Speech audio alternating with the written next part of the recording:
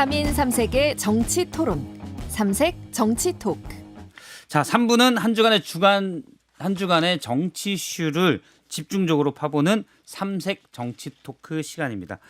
먼저 오늘 나오신 분들 소개하겠습니다. 박성민 민주당 전 최고위원, 송영훈 전 국민의힘 대변인, 그리고 최병천 신성장 경제연구소 소장님 나오셨습니다. 안녕하세요. 네, 안녕하세요. 안녕하세요. 안녕하세요. 오늘 대타 진행입니다. 반갑습니다. 생소하시죠? 안녕하세요. 네, 생소하시죠. 같이 패널만 뵙다가 이렇게 또 대타. 여름 휴가철에는 제가 대타가 많이 들어와요. 어쩔 수가 없습니다. 좋은 일인 것 같은데요. 아, 그래요? 네. 예. 알바는 아니고 약간. 예. 자, 일단 이재명 대통령의 기자회견 얘기부터 풀어볼까요? 지난 3일에 있었습니다. 취임 30일 만에 열린 기자회견, 타운홀 미팅이라고 해서 1.5m 맨 앞에 있는 기자와 보니까 한 그 정도밖에 떨어지지 않은 것 같더라고요. 총평부터 먼저 야당 얘기부터 들어볼까요? 여당은 방어해야 되니까. 예. 일단은 기자회견을 한 시도 자체는 긍정적으로 평가합니다. 예. 그리고 기자회견에 내용적으로 미흡한 부분이 분명히 많이 있었습니다만 그럼에도 불구하고 기자회견을 안 하는 것보다는 하는 것이 좋은 겁니다. 예. 앞으로 자주 하길 바라고요. 다만 그 질문 배분에 관해서 우리가 좀 짚어볼 대목이 있습니다. 형식이요. 10대 일간지 그리고 주요 보도 채널 그러니까 YTN이나 연합뉴스 TV 같은 그리고 지상파 3사 또 지방지 중에서도 이른바 춘추 육사라고 불리는 곳들 그 중에서 단 한 곳도 질문을 하지 못했습니다. 그러다 보니 그 이제 추첨이 안 돼서 그랬던 거죠. 사실 추첨 확률이 10분의 그렇다고는 1이니까. 하지만은 사실은 이제 그 지방지 중에 이른바 풀뿌리 언론이라는 이름을 붙여서 일부 매체들에 대해서 질문기를 줬잖아요. 그런데 오히려 지상파 3사를 비롯해서 10대 일간지 또 지방지 중에서도 춘추 육사 이런 곳들은 전혀 질문을 하지 못했어요. 그 결과가 질문의 충실도와 저는 연결이 됐다고 봅니다. 왜냐하면은 이재명 대통령 입장에서 좀 어렵다고 할 수 있는 사안들 그리고 국민들께서 반드시 듣고 싶었던 사항들은 피해간 질문들이 많았어요. 그러다 보니 사실은 기자회견의 그 내실에도 영향을 미쳤다고 보기 때문에 다음부터는 이런 부분에 대해서 대통령실이 좀 깊은 고민이 필요해 보입니다. 예. 네, 저는 뭐 세 가지 키워드로 말씀을 드리자면 내실 있었던 기자회견이었고 예. 유쾌했고 솔직했다 이렇게 평가를 드리고 싶거든요. 사실 뭐 방금 말씀해주신 대로 이제 추첨하는 방식이었어요. 이제 명함을 넣고 마치 이벤트처럼 이렇게 뽑아서 질문을 하는 상황이었는데, 그러니까 이게 뭐 말씀하신 대로 뭐 특정 언론사에서 좀 질문할 필요가 있었던 것 아니냐라고 지적을 하실 수도 있지만 또 한편으로는 짜지 않고 기자회견을 했다라는 의미도 그런 되는 걸 거거든요. 명확히 보여주려고 추천 방식을 택한 거죠. 그렇습니다. 약속대로는 아니다. 뭐 겉으로 이제 우리는 각본 없이 기자회견을 하겠다라고 해도 마치 짠 듯이 이 뭐 10대 일간지 순으로 만약에 질문을 했다라고 예. 하면 그건 역시도 인위적이었을 거기 때문에, 그리고 일종의 사전 조율과 사전 대비가 이뤄진 그런 기자회견 아니냐, 그러면서 좀 솔직하지 못한 얘기들이 나오는 것 아니냐, 이런 비판이 나올 수 있었던 거예요. 다른 예. 형식을 취했다고 한다면. 근데 오히려 뭐 다양한 그 시도를 하면서 이렇게 추첨을 통해서 뽑고 그래서 거기서 걸린 분이 이제 말씀을 하시는, 그러니까 어떻게 보면 대통령 입장에서는 그리고 참모들 입장에서는 좀 예측하기 어려운 상황대로 흘러갈 수도 있었던 거다. 그런데 그럼에도 불구하고 그런 형식을 택했다는 건 그만큼 솔직하고 개방성 있는 자세를 보여주겠다라는 생각이셨던 것 같고요. 저는 내실이 있었다고 봅니다. 물론 예. 이제 취임 30일 만에 한 기자회견이었기 때문에 논할 수 있는 내용이 많지는 않았던 것 같아요. 아무래도 방향성을 확인하는 자리, 뭐 그간 해왔던 것들 중에서 여러 가지 우려와 비판에 대해서 좀 물어볼 수 있는 정도였지만, 그럼에도 불구하고 이 비상계엄과 탄핵을 거치면서 인수위도 없이 들어간 정부였기 때문에 조기 안착된 모습을 보여주는 것, 그리고 앞으로 남아있는 뭐 개혁 과제들이나 부동산 정책의 방향성이나 이런 것들을 좀 어느 정도는 확인해 볼 수 있는 자리였기 때문에 저는 예. 유의미했다고 생각합니다. 의미 있었다. 자, 내실, 뭐 솔직함 이런 부분들 언급해 주세요. 최 소장님은 그 기자회견 자체도 제가 보기에는 어떤 이제 자신감, 여유, 약간 뭐 그런 측면이 있는 것 같은데요. 그다음에 앞에서 말씀하셨던 것처럼 잘 아시다시피 사전 조율 없이 기자회견하는 경우가 실제는 흔치 않거든요. 예. 그래서 뭐 윤석열 정부라든가 박근혜 정부라든가 등등 다 미리 기자를 이제 사전에 조율해서 선정해가지고 하는 경우가 일반적인데, 아니면 이제 대변인이 지목하다 보면 그렇죠.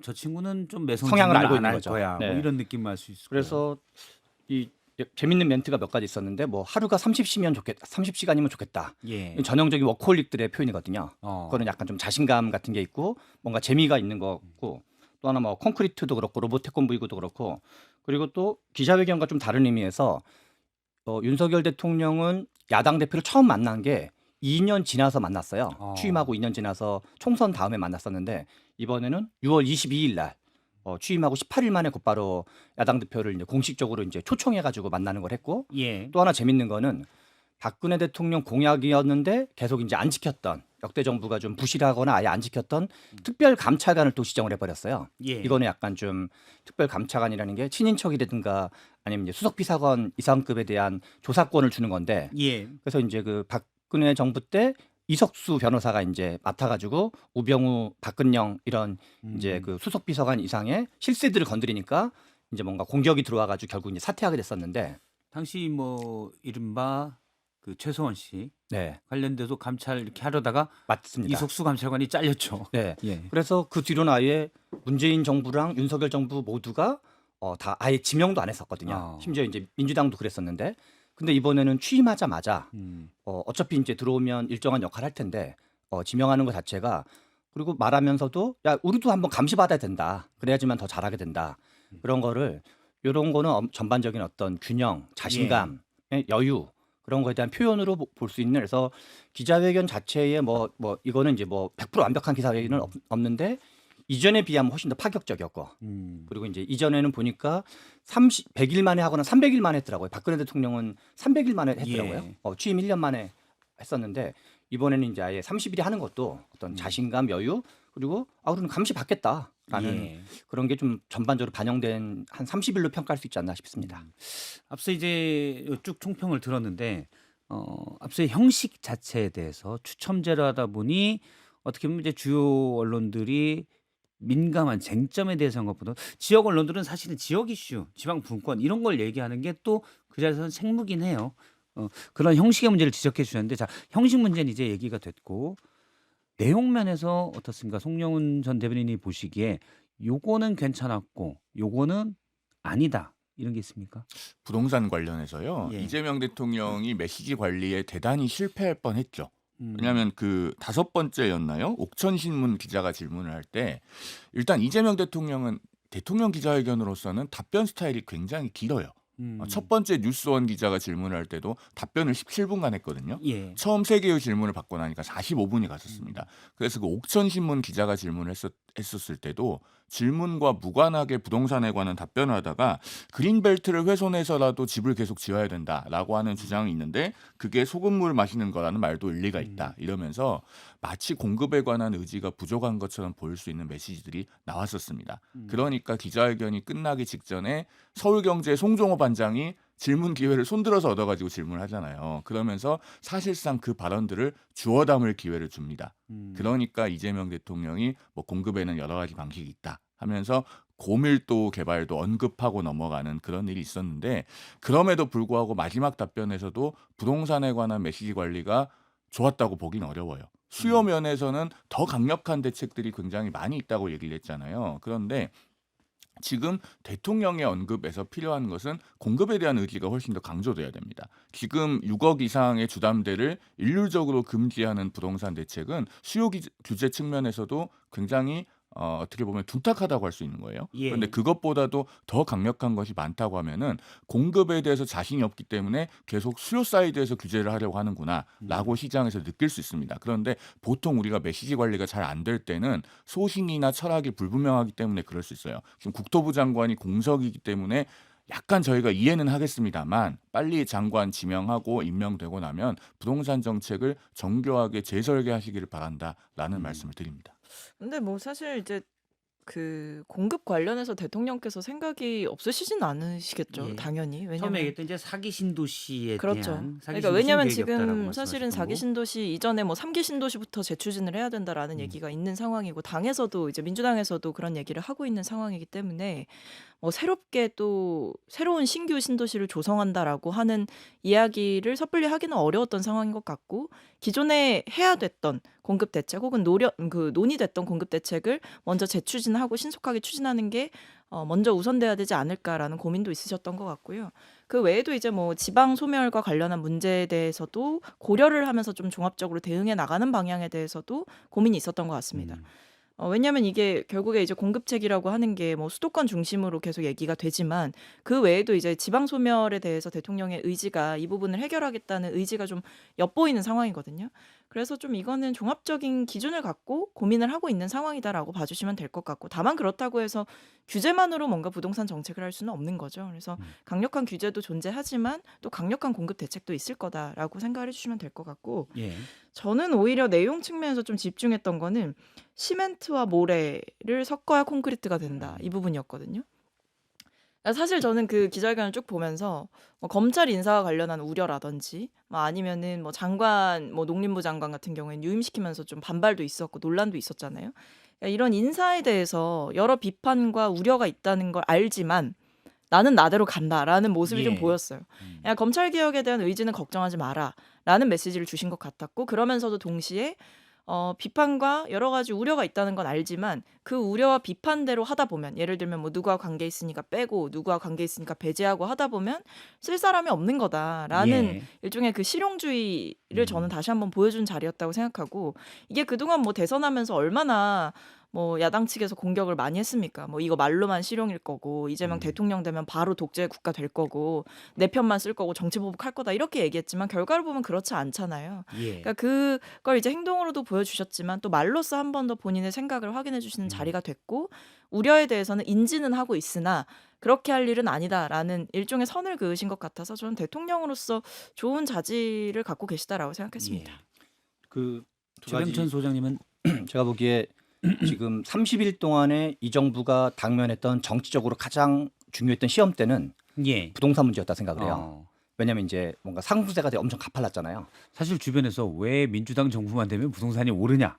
그리고 사실은 오를 거다라는 것 때문에 가수도 좀 생겨난 측면도 있었어요. 맞습니다. 근데 실은 저도 이제 부동산 정책에 이제 네. 관여 뭐 이제 그 관심 많은 사람이고 이렇게 저렇게 이제 관여하기도 하는 사람인데 실은 이제 민주당 정부만 집권한 부동산이 많이 오르는 게 아니라 노태우 정부 때도 엄청 많이 올랐어요. 10대로 그때 이제 집단 자살하고 막 가족끼리 동반 자살할 정도로. 그래서 우리나라의 부동산은 장기적으로 보면 사이클이 있었거든요.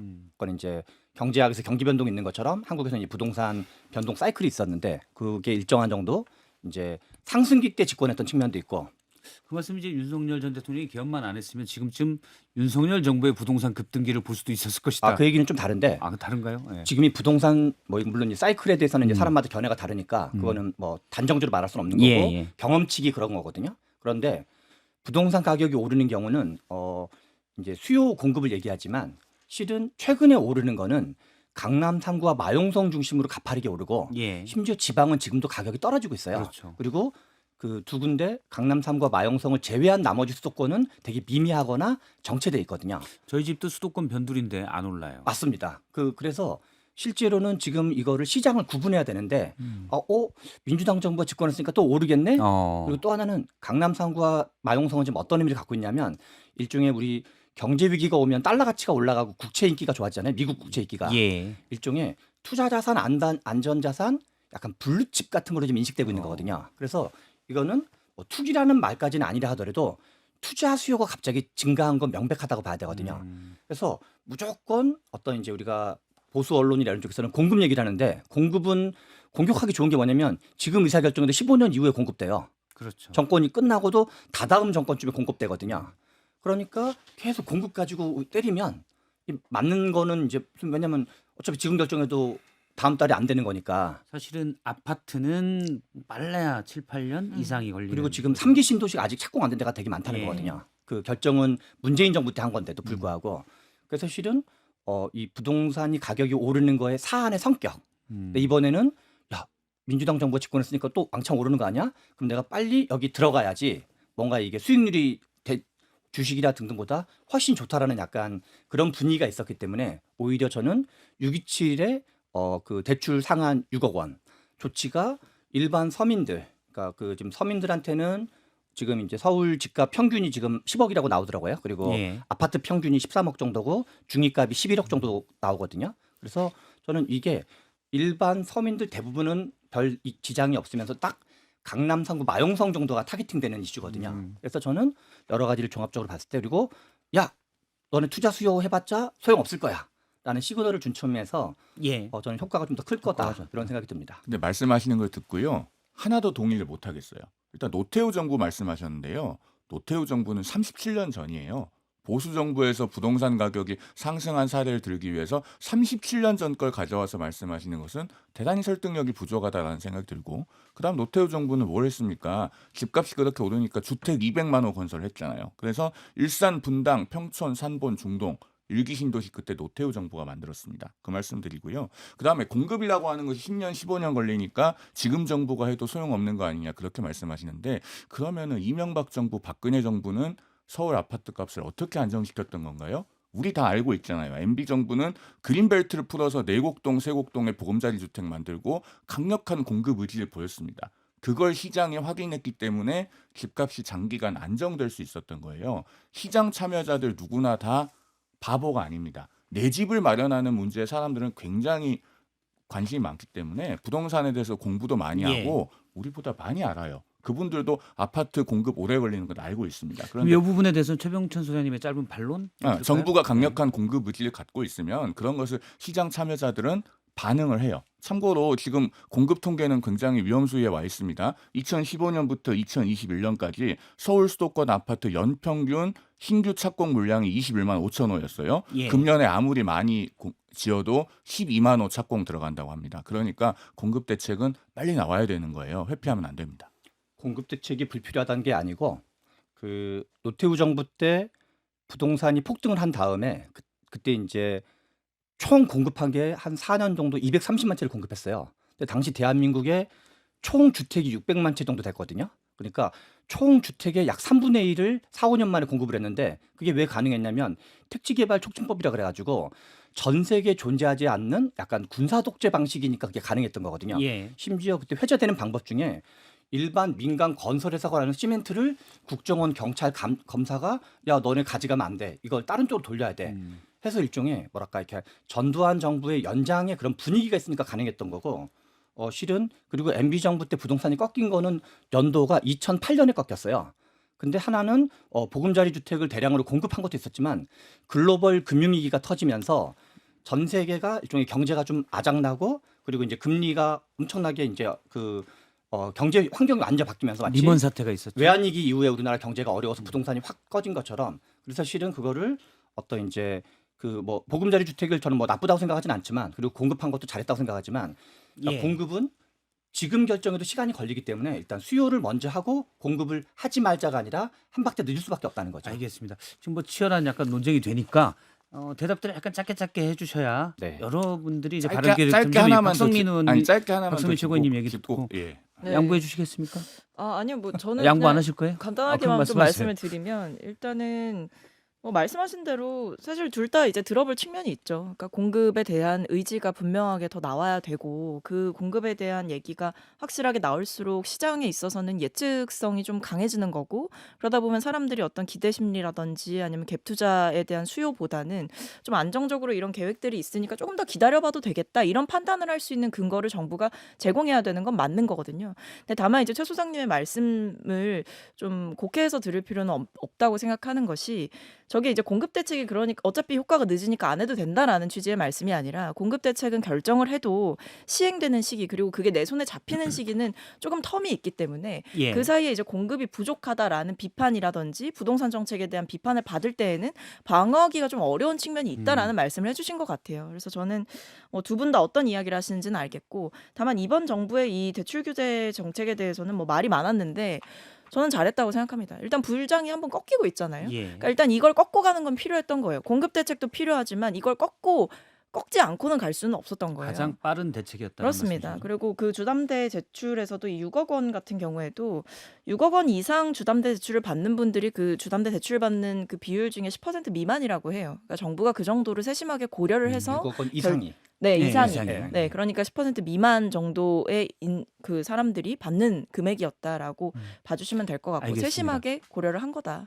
아니 최 소장님께서 한 30년 전에 있었던 택지개발 촉진법에 의한 신도시 개발 말씀을 하시면서 자꾸 이 정부의 공급에 대한 책무를 회피하는 듯한 말씀을 하셔서 제가 수긍을 못 하겠는 거예요. 왜냐하면은 지금은 서울에 아파트 새로 지을 땅이 거의 없다는 거 사람들이 다 잘 압니다. 그런데 있는 땅에서 저밀도로 지어진 아파트들, 용적률이 한 100%대 되는 80년대에 지은 아파트들 다 재건축하려고 줄줄이 대기하고 있고 그 재건축들을 빠르게 가게 하면은 서울에 신규 공급이 됩니다. 그러니까 이재명 대통령도 그 기자회견 마지막 질문에서 지나가는 말이지만 고밀도라는 단어를 사용했던 것 아니겠어요? 그렇게 정답이 나와 있는데 자꾸 30년 전 택촉법을 이야기하면서 비현실적으로 책무를 회피해야 될 이유가 없다라는 말씀을 드리고 넘어가겠습니다. 예. 반론은 있지만 하지 않겠습니다. 예, 부동산 예. 제가 사실 따지고 보면 부동산 전문가들은 아니라서요. 네네. 혹시 집이 강남이나 이쪽에 계신 분들은 아닙니다. 아닙니다. 예, 아닙니다. 예. 예. 저도 멀리 있습니다. 네. 그래가지고 예. 부동산 얘기가 여기까지 하기로 했습니다. 앞서 이제 재건축 얘기를 하셨는데 재건축에 대해서는 일부에서는 재건축을 도심에서는 용적률을 높이든 일단 수익성 개선을 해서 재건축을 해서 장기적인 공급을 확보해야 된다는 주장이 있고 또 한편에서는 재건축의 수익성이 높아지면 이게 불쏘시개가 돼서 다시 주변 집값이 자극받는다는 주장도 있습니다. 이 주장까지만 제가 말씀을 드리고 인사나 이런 통합에 대한 얘기를 이재명 대통령이 많이 하셨었는데 이 부분은 또 어떻게 보시는지 최 소장님부터 들어볼까요? 이번에 제가 얼마 전에 택시를 탔는데요. 예.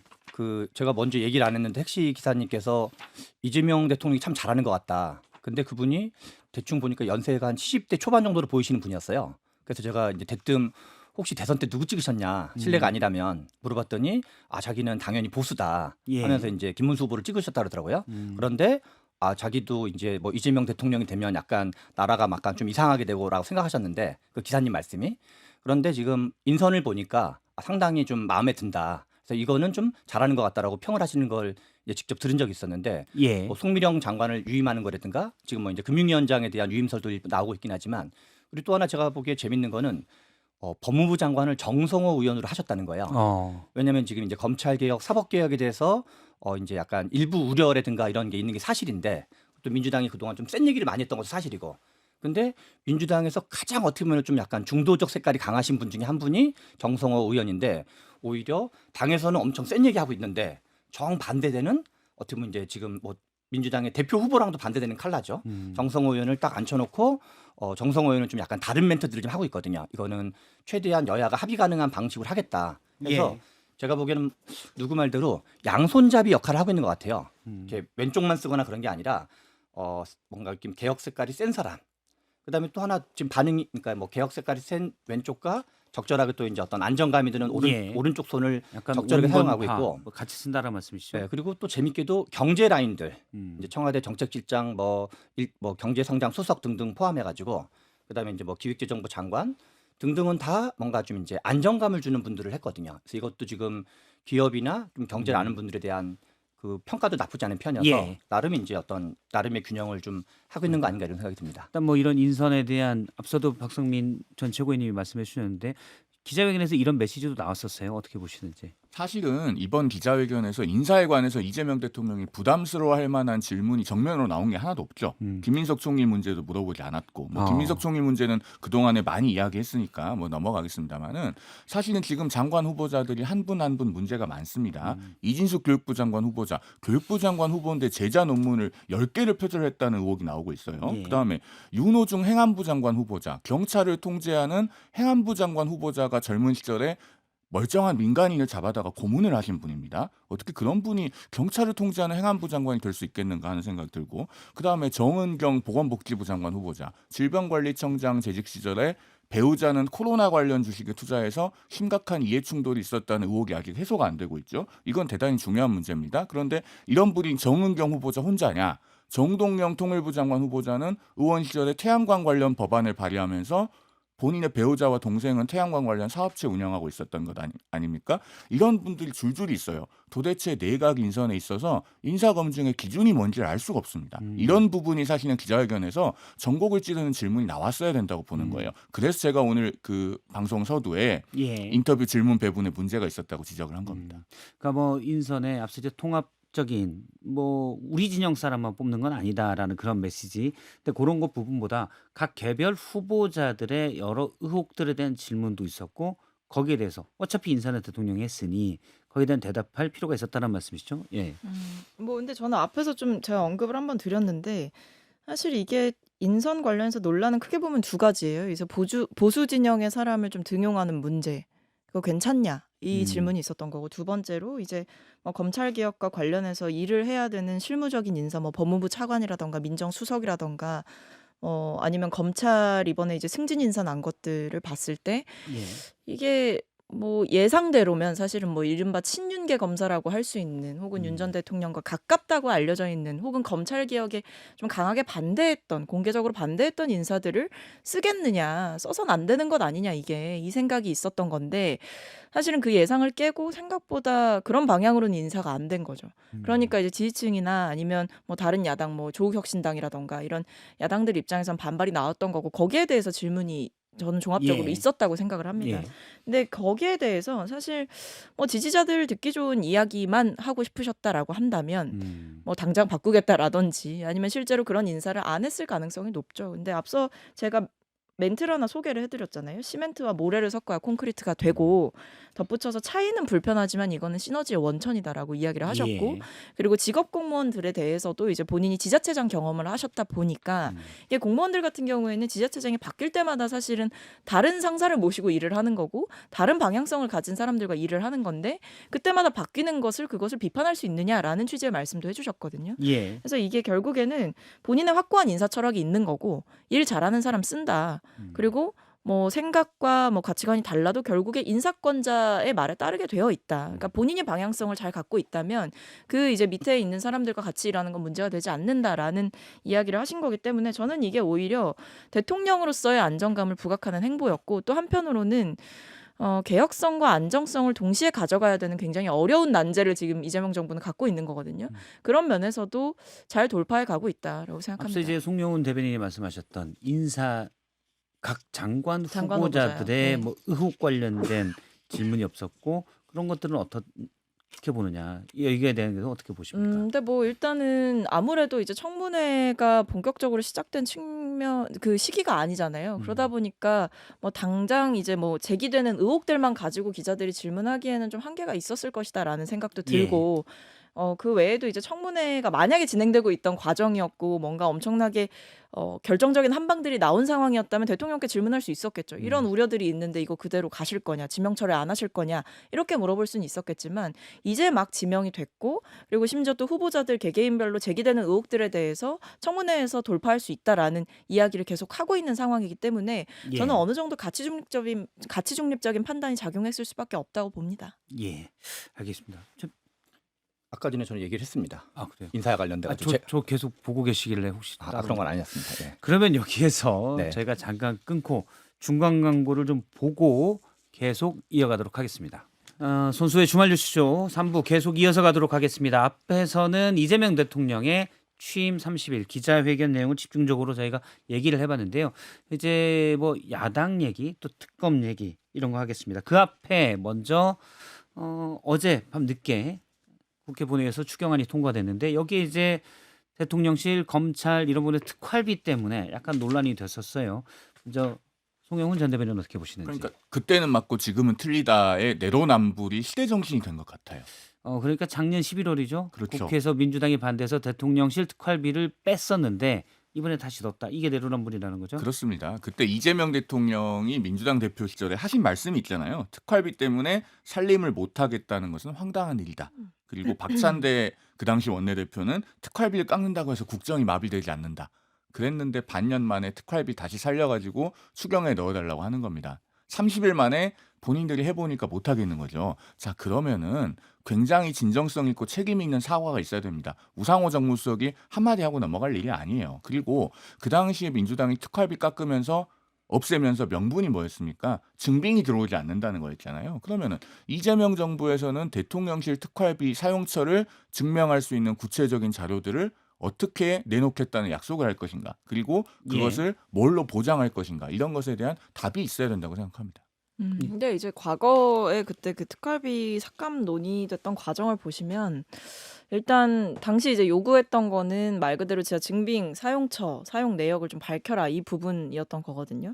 근데 이거에 대해서 계속 이제 버티기를 한 거죠. 뭐 검찰도 그렇고 감사원도 그렇고 뭐 대통령실도 그렇고 계속 이 증빙을 해라. 증빙을 하면 우리가 원한 대로 반영하겠다라고 했는데 여기에 대해서 이제 답을 성실하게 하지 않았고 근데 다만 또 어떤 일이 있었냐면 당시 윤석열 정부 경호처 같은 경우에는 이 예산 심사하는 과정에서 경호처장이 직접 상세하게 설명을 했다라는 거예요. 사용처와 사용 목적에 대해서 이 예결위원들에게 다 이 설명을 했고 그래서 그때 경호처와 관련한 특활비는 또 원한 대로 반영을 해줬습니다. 그러니까 이런 일이 있었기 때문에 물론 사실 이제 말이 바뀌어서 좀 이제 우상호 정무수석께서 말씀하신 것처럼 국민들 앞에 이제 뭐 유감스러운 부분도 있고 그리고 말 바뀌지 않도록 하겠다라고 이야기를 공식적으로 하셨지만 그와 별개로 당시의 상황을 보면 어쨌든 이 특활비에 대해서 좀 투명하게 잘 쓰고 있느냐를 점검하려고 했던 의원들의 질의에 대해서 좀 성실하게 답변하지 않았던 부분들이 문제가 됐다라고 말씀드리고 싶습니다.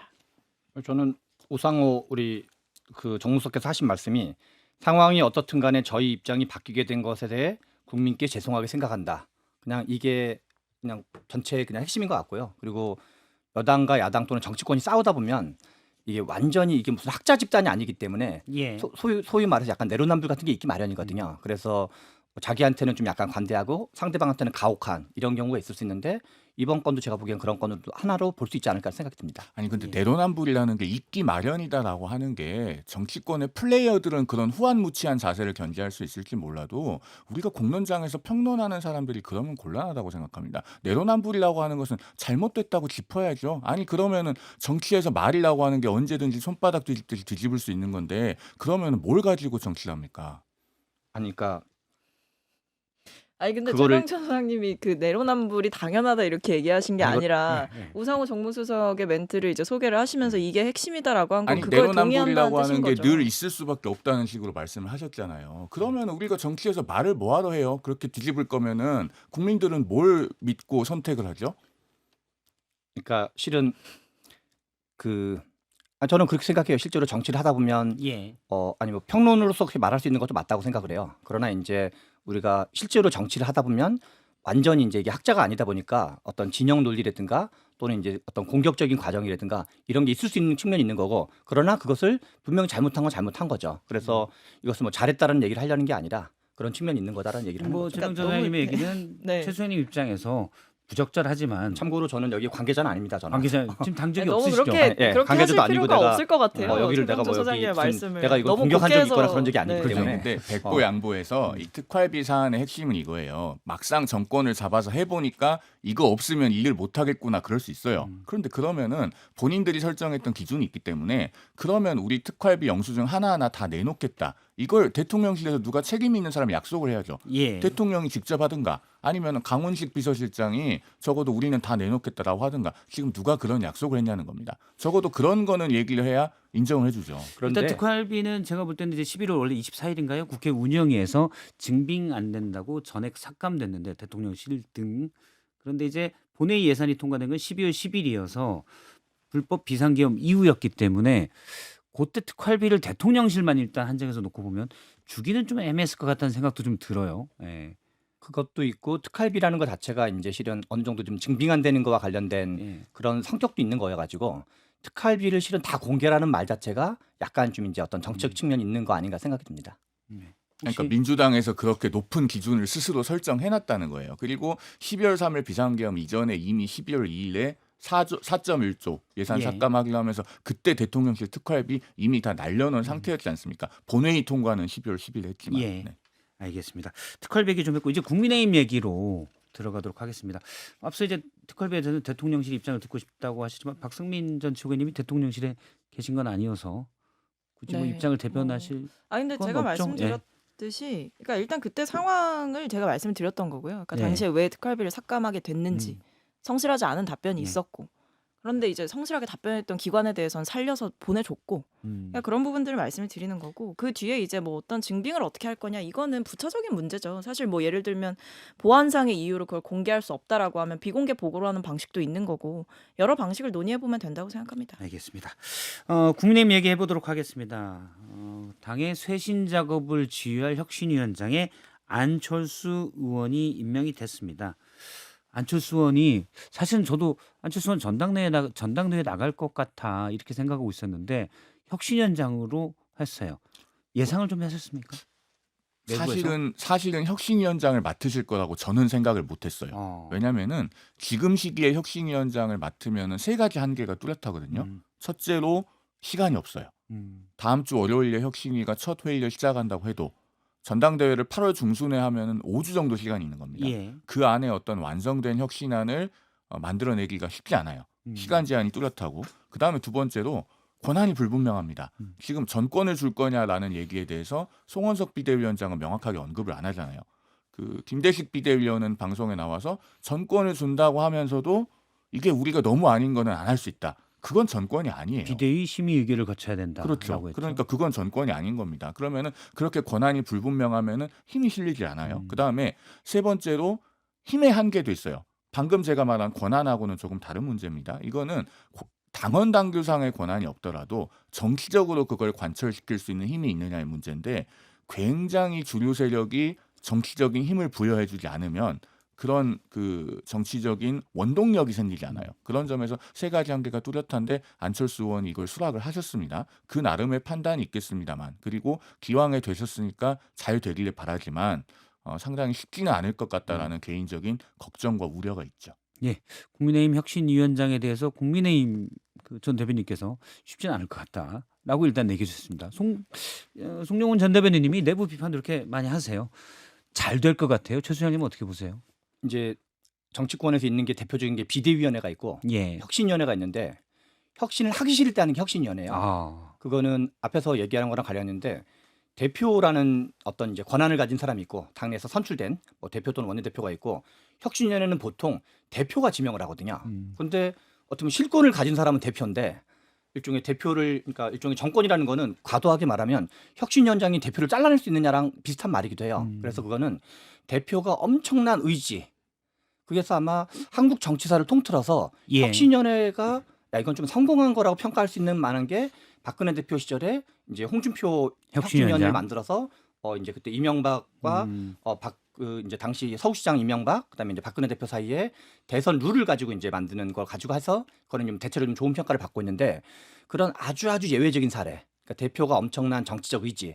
야, 나를 공격해도 괜찮다. 나한테 불리한 거에도 괜찮다라는 정도의 그 정도의 아주 예외적인 사례가 아니면 실은 민주당 계열이든 국민의힘 계열이든 혁신위원회가 성공한 경우는 거의 없고 대부분 좀 혁신을 좀 하기 싫을 때, 근데 여론에 지금 비판은 있을 때 뭔가 하는 척해야 될 때, 하는 척하기 위한 용도가 그래서 혁신위원회는 혁신을 하는 위원회가 아니라 혁신을 하는 척하는 위원회다라고 이해하는 게 오히려 두고두고 좀 시청자분들이 보기에도 관전 포인트지 않을까 싶습니다.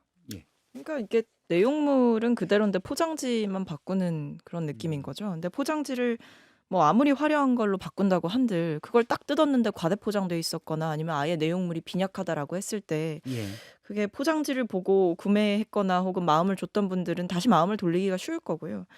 지금 상황은 오히려 혁신위가 도대체 뭘 할 수 있을까라는 고민이 더 드는 시점인 것 같아요. 왜냐하면 이게 결국에 김용태 비대위원장도 뭐 혁신하려고 했잖아요. 김용태 전 비대위원장 같은 경우에도 혁신을 안 하려고 했던 게 아니거든요. 뭐 5대 개혁안, 5대 혁신안 이런 거를 얘기를 했는데 당원 투표까지 붙여달라고 했는데 그게 결국에 안 됐고 혁신위로 갑자기 돌린 거예요. 새롭게 신임 원내대표가 생기면서.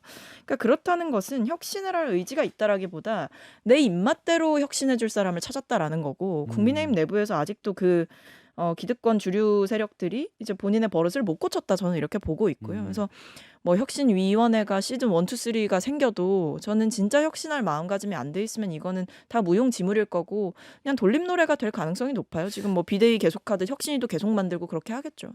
지금 뭐 다들 혁신에 대해서 부정적인 전망 어려울 거다라고 했는데 그건 혁신 자체의 성격도 있고 환경도 있고 안철수 그런 환경 속에서 안철수 의원이 왜 받았을까요 그러면?